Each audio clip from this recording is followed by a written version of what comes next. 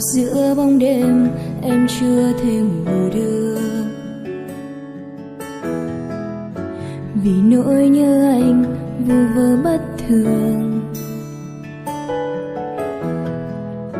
Cảm giác đắm say cứ thế đong đầy trong nơi trái tim, là thứ bấy lâu nay em đã kiếm tìm. Nhưng câu chuyện thật dài mỗi tối, những phút giây ngậm bối rối.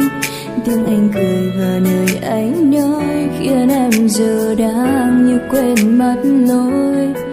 Nhưng khi chẳng nhìn vào đôi mắt, em chỉ muốn ôm anh thật chặt, để em nói anh nghe, nói anh nghe lòng em.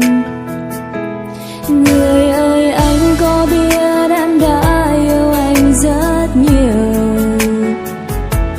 chẳng cần những lý lẽ để nói lên câu tình yêu.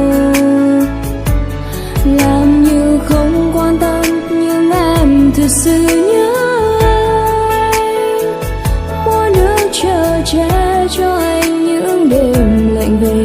Em muốn nói